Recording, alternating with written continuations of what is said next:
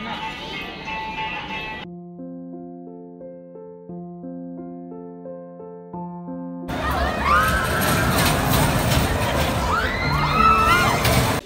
Morning বন্ধুরা, কেমন আছো তোমরা সবাই? আশা করি ভালো আছো আর আমরাও ভালো আছি। নতুন একটি ভিডিওতে তোমাদের সবাইকে অনেক ওয়েলকাম।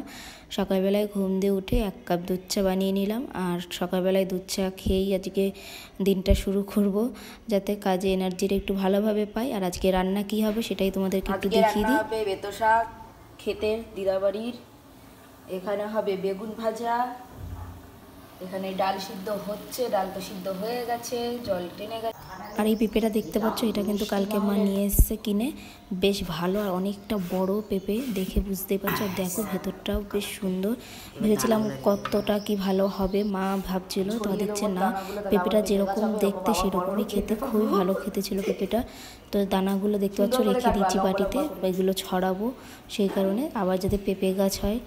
আর এই দেখো পেঁপের ফালিগুলো একটু লম্বা করে কেটেছি। তারপরে সারাদিন আর কোনো ব্লগ করিনি, সন্ধ্যাবেলা একটু বেরোবো আমি আর নিচে রুমে একটা মেয়ে থাকে, ওই বোনটা, দুজনে মিলে একটু, ও বললো যে চলো দিদি একটুখানি ঘুরে আসি। আর এখন যেহেতু একটু ঠান্ডাটাও কম আছে, দেখবে শীতকালে একদমই বেরোতে ইচ্ছা করে না সন্ধ্যের পরে, কিন্তু গরমকালে বেশ ভালোই লাগে। আর এখন অতটা ঠান্ডা নেই, একটু গরম গরম পড়ে গেছে, বুঝতে পারছো, পাখা টাকা চলছে আমাদের। তারপরে এই যে রেডিমেডি হয়ে আবার বেরোনোর আগে আমার মনে হয় গলা টলা সব শুকিয়ে যায় এরকম লাগে, তো একটু জল খেয়ে নিচ্ছি। আর এখন যেহেতু গরমটাও পড়ে গেছে, জলটা ভীষণ পরিমাণে লাগে, শীতকালে অতটা জল তো খাওয়াই হয় না বলতে গেলে। তারপরে এই যে বেরিয়ে পড়েছি, দেখো এখানের ফুলগুলো কত সুন্দর লাগছিল।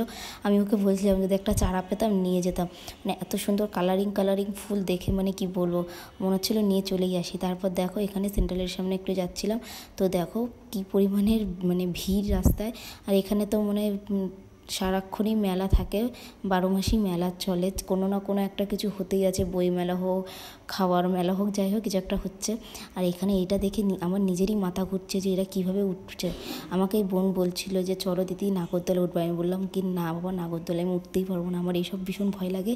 আর আমি নাগরদোলায় উঠবো কি তার আগে আমার মাথা ঘোরায়, আমি তোর জন্য আর উঠি না। আমি ওকে বলছিলাম যে তুমিই যাও নাগরদোলায় চড়ো, বলছে না না একা একা যাবো না, তুমি চলো। আর দেখো পেছনে দেখতেই পাচ্ছ নাগরদোলনাটা কি ভালো লাগছে, লাইটিং দিয়ে সাজিয়েছে আরও, সেই কারণে এই যে একটু আশপাশটা ঘুরছি, সেভাবে কিছু কিনি। আর এখানে বলছি না, মানে 12 মাসই বলতে গেলে কিছু না কিছু একটা লেগেই আছে মেলা।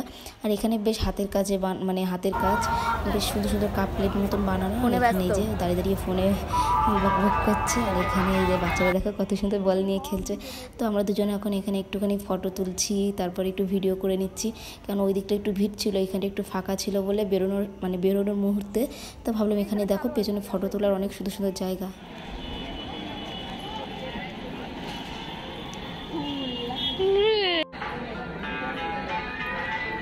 সারাক্ষণ ফোন নিয়ে ব্যস্ত ম্যাডাম, তা কি করবো, জীবনে ফোনটাই আছে।